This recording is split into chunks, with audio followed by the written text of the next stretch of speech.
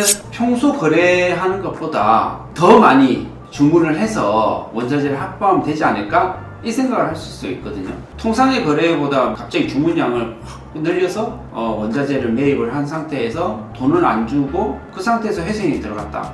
그러면 채권자들, 그러니까 원자재를 공급한 업체들은 사기죄를 볼 수가 있습니다.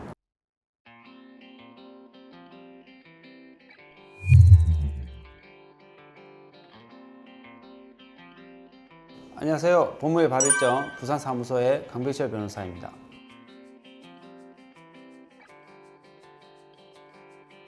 전회에 이어서 이번에도 제조업 분야의 법인 회생의 최적의 타이밍에 대해서 설명을 해 드리려고 합니다.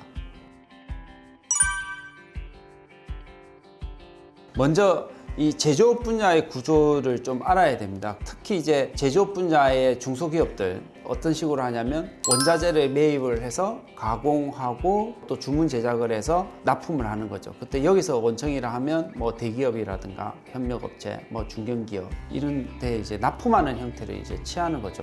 근데 이제 회생에 들어가기 전에 결과적으로 말씀드리자면 제조업 분야에서의 아까 말씀드렸던 거래의 형태를 놓고 봤을 때 제일 좋은 거는 뭐냐면 원자재 자체를 좀 충분히 확보를 해 놓은 상태에서 돈 받을 것을 좀 받아 놓은 상태에서 회생에 들어가는 것이 제일 좋습니다.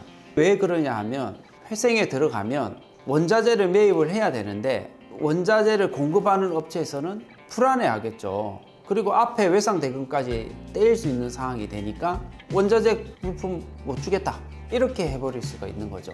돈 받을 거는 받고 자재는 확보를 해놓은 상태에서 회생에 들어가면 아주 좋은 이제 최적의 타이밍이 될 수 있다는 것을 말씀드리고 싶습니다.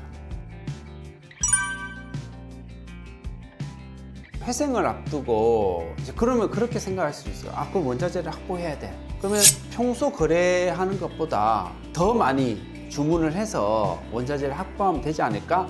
이 생각을 할 수 있거든요. 통상의 거래보다 갑자기 주문량을 확 늘려서 원자재를 매입을 한 상태에서 돈을 안 주고 그 상태에서 회생이 들어갔다. 그러면 채권자들, 그러니까 원자재를 공급한 업체들은 사기죄를 볼 수가 있습니다.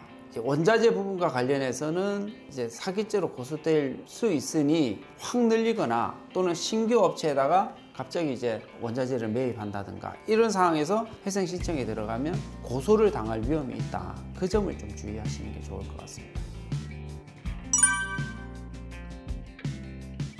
매출처의 대금은 현실적으로 이제 받았을 때 받고 난 후에 신청하는 게 좋고, 매출처의 대금을 받기 전에 신청을 하면 매출처에서는 지급을 또 미룰 수가 있겠죠. 근데 그쪽에서 돈을 안 주면은 결국 소송을 통해서 돈을 달라고 해야 되거든요. 그리고 하자 있는 물건을 공급한 것을 핑계로 우리가 하자 있는 물건을 공급받았기 때문에 우리는 손해배상 채권을 가지고 있고 대금 지급에 대해서 상계하겠다 이런 식으로 주장을 해서 실제 이제 돈을 못 받을 가능성이 또 생겨서 제가 말씀드리는 거는 최대한 돈을 받을 수 있는 곳에서는 받은 후에 이제 회생의 신청에 들어가는 게 제일 좋을 타이밍이라고 생각이 됩니다.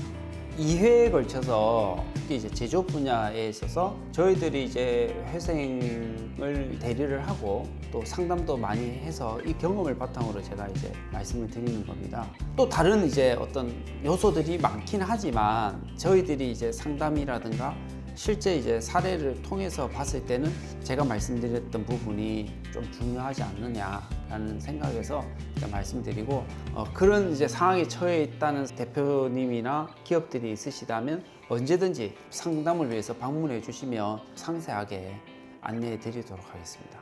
이상 법무의 발일정 부산사무소의 강백철 변호사였습니다.